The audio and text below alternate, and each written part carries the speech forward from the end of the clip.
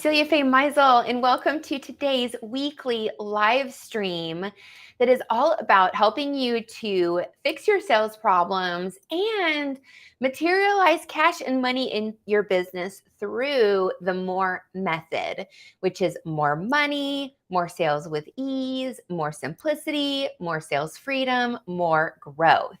And I am Celia Faye Meisel. I'm your host of this weekly live stream. I'm a strategic sales growth consultant. I work with multiple 6, 7, and 8-figure businesses to help them fix their sales problems inside of their businesses. And one of the things I help them with is their sales hiring. And so in today's live stream, we're talking about hiring for sales, tips for entrepreneur CEOs that you can use in your business right away. So if you are hiring for a sales role in your business, type hire in the chat. Let me know if you are looking to make a hire. Maybe you've been thinking about it for a while. And look, I know that when it comes to making a sales hire, especially if it's your first one, there's always this sort of like clinging on that happens because it's like, this is my baby. And you're the one who's done all of the selling up until this point. You've done all the strategy sessions and had all the calls and closed all of the deals. And so there's a little bit of a clinging on that happens, and you don't really want to let that go. And so there is a way to ease in to hiring your first sales rep that doesn't require you to just totally release the whole sales process and dive into this full sales rep. There are steps that you can take, and we'll get into a little bit of that today. But today specifically is around the hiring process, not the onboarding and training and all of that. Okay, so we're just specifically talking about the hiring. I may talk a little bit about the onboarding and training and management just because it'll naturally come up, but the focus is around the hiring piece. And what I love about this approach to hiring, and this is specifically in the MORE sales freedom level of the MORE method, which is in conjunction with the MORE simplicity. So I help my clients to create more simplicity by streamlining their systems and their processes, and usually just putting systems and processes in place around their sales that they don't have now. So they have this foundation in place that then allows them to create freedom in their schedule to not having to be doing all of the things in sales. So the first thing that you want to know is having the right things in place to make a hire be successful. And I just want to also say that these things that we're talking about around hiring, you can use them in any area of your business. So when I'm working with my clients and I'm showing them how they can hire and how they can go about the process of bringing on their next sales hire, their minds are blown because now they have a process that they can use when they're bringing on a new assistant, when they're bringing on a new employee. And also we set standards for how they hire contractors and vendors to come into their company. So like their whole business is shaped and turned around by the process that I bring into showing them how to hire for sales. So if you're with me again and you're like, I'm going to make a hire, type hire in the chat so I know that's you and we're on the same page. And then also if you're catching the replay, type replay in the chat and let me know that you're here because I love to engage with you after the live stream. So what do you need to have in place to make the right hires and have them be successful? Like, what is it? Always, it's so basic, but it still needs to be, you want to have that reminder of having a job description.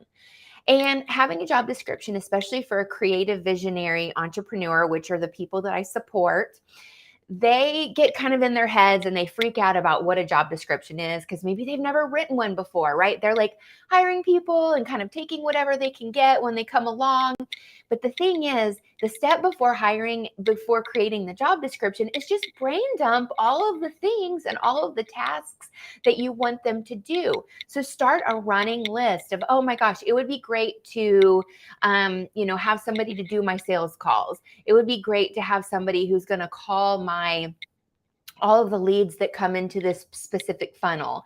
It would be great for somebody to also do a confirmation call with people when they book their sales call with us so they're confirmed. And So what can happen is you start to brainstorm all the things that you want, and you start to see, hey, maybe this is actually like 2 roles.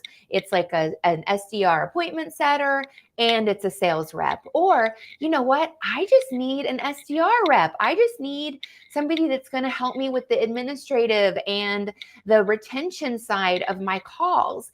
And so you start to brainstorm all of these things and start to see who exactly you need in your company. Because if you go to hire a sales rep before you're ready, it's not the person isn't going to be really successful, right? You're going to hire them. There's probably going to be a lot of drama. It's not going to work out.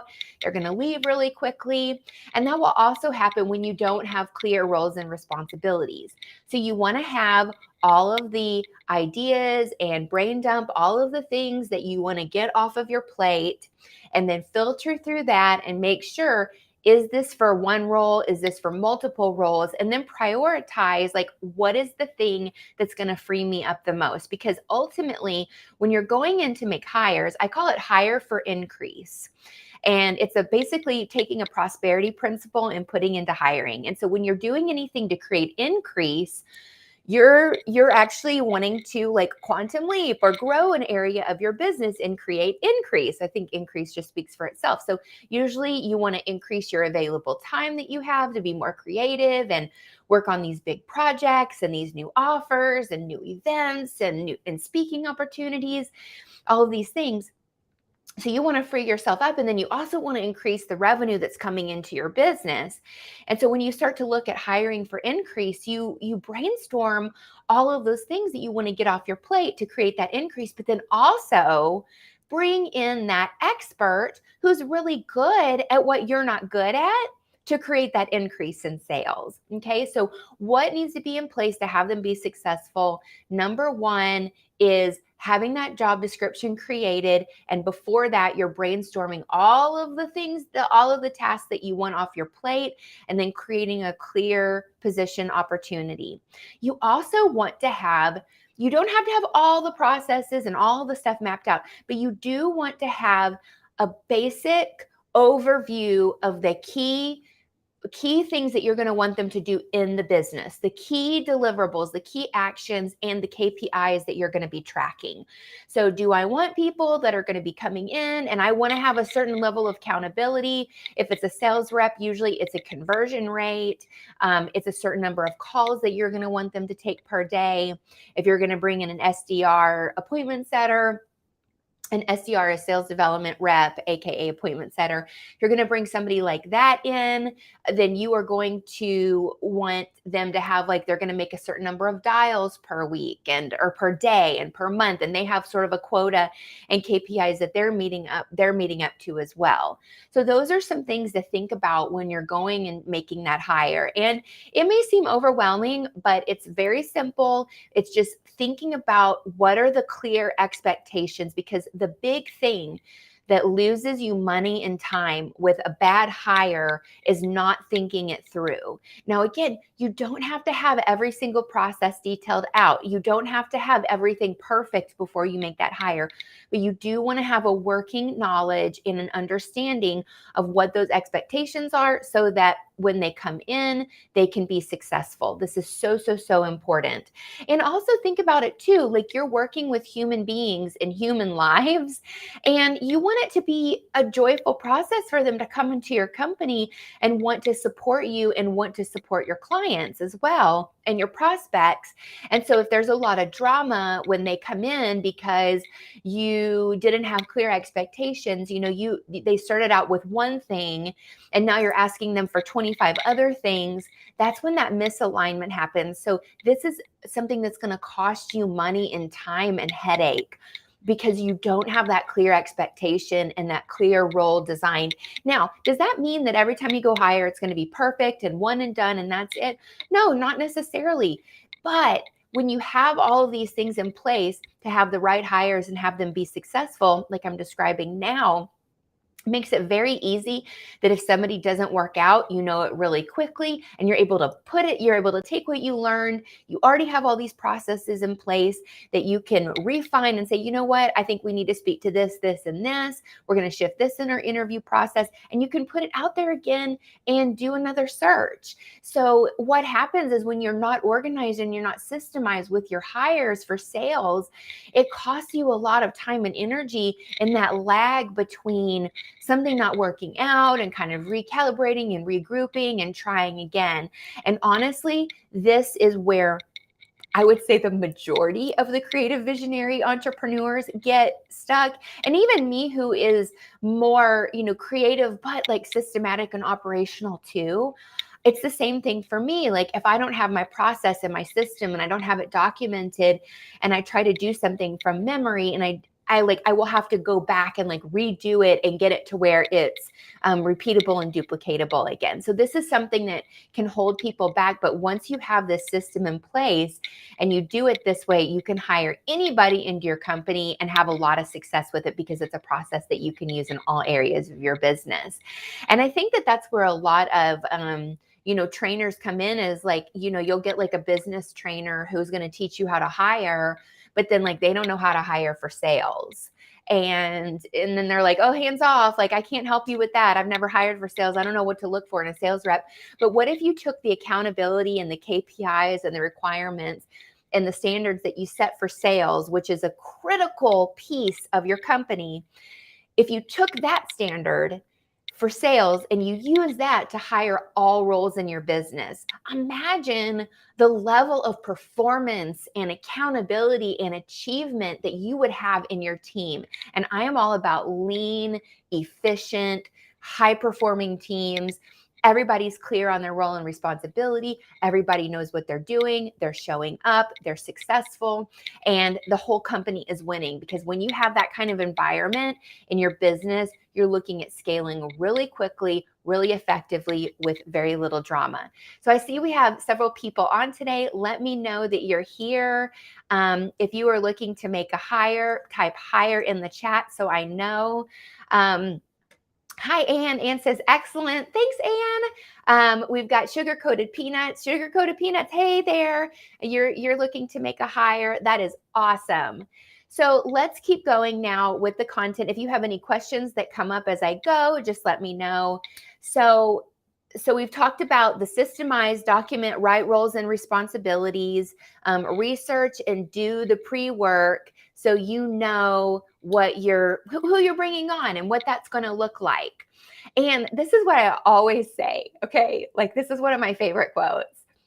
When you bring someone into your chaos, it's only going to create more chaos.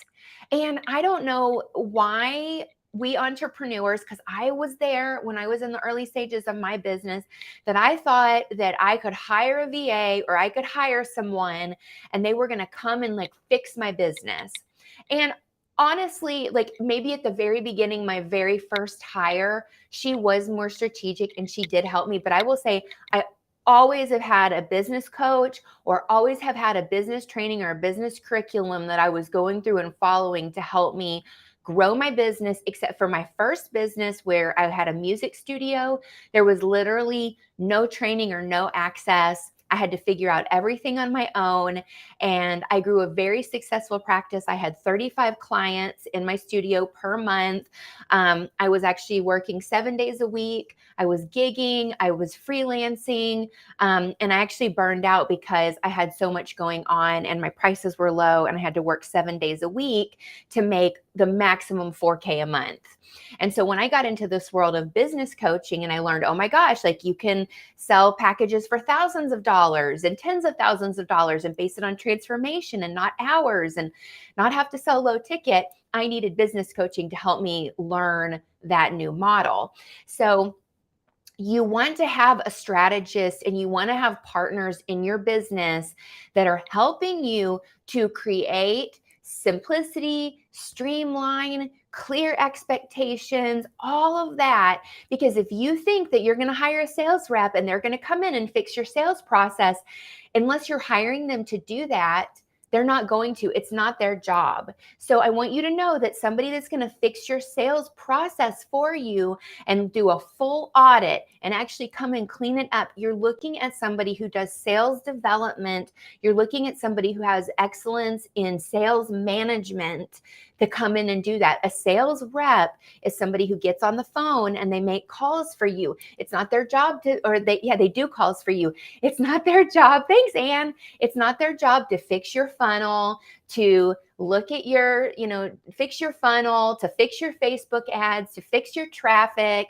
all of that. It's not their job, okay? So you need to know this. And the same thing with your VA and your OBM and all of that. Your OBM will help with some of those things, but it's not their job to be your business strategist, okay?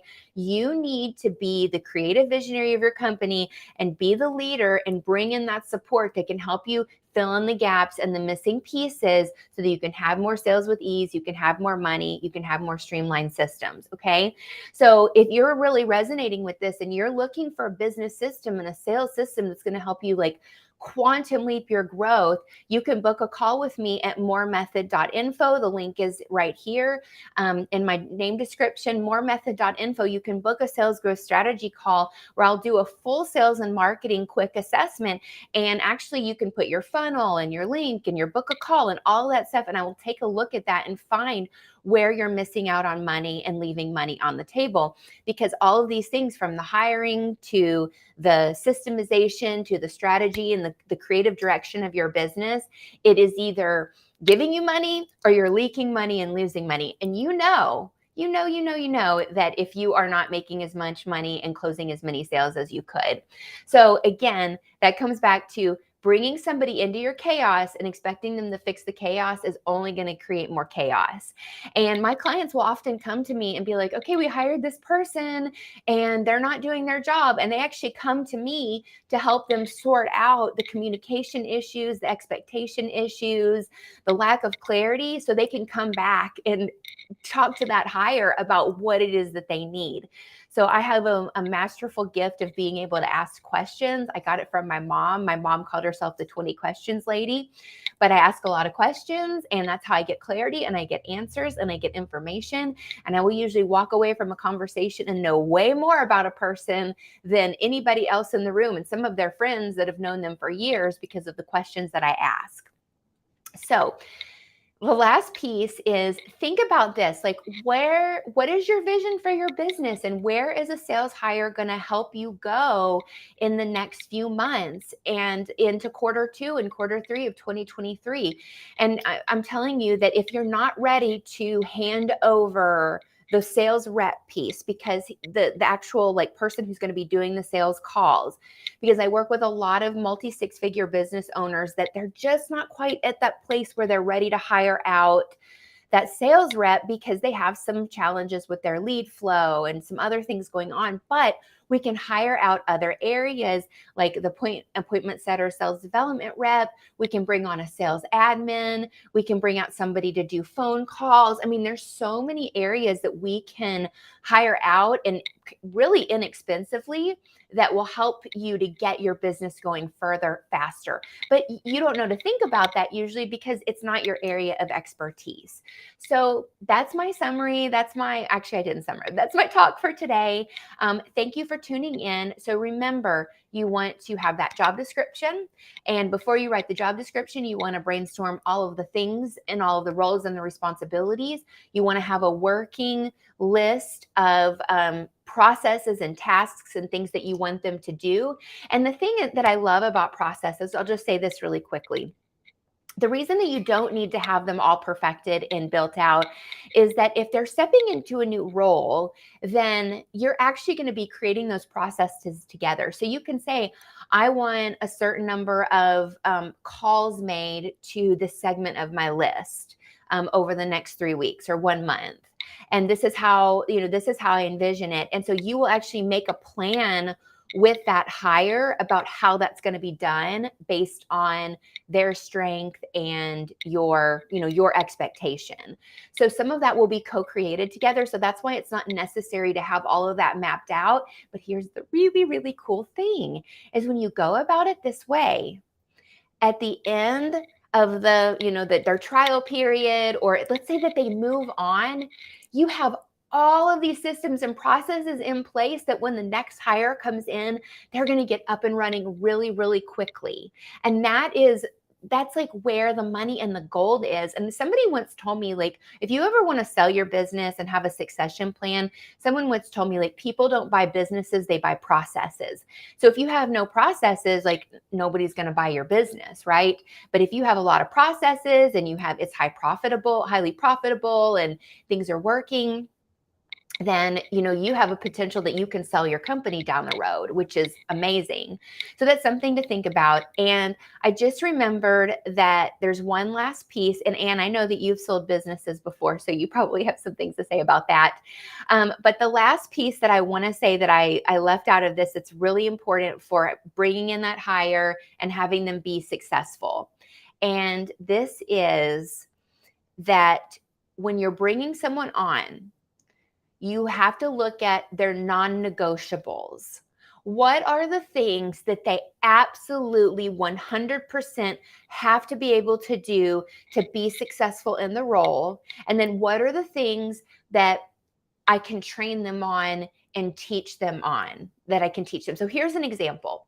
If you're a subject matter expert and you are in personal development, because I work with a lot of people that have personal development offers or have a personal development flair to their offer, okay? You're in personal development, you're good at sales, like you can sell and you can close, but sales management and sales training and all of that stuff, and teaching somebody how to close and sell is not your genius. You don't want to bring in somebody that has no sales experience or very little sales experience and expect them to be successful in the role, okay?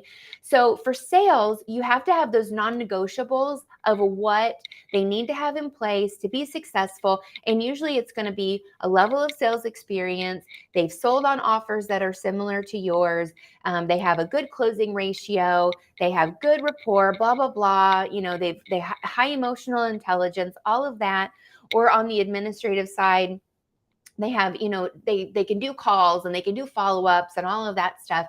So really look at those non-negotiables that, like, absolutely 100% that this person needs to have, and make sure that's in your job description and your requirements, and you're interviewing for it. And then what are those things that I can teach them? And that could be around your offer, your company culture, your values, your, how you talk to your clients, those nuances about your brand.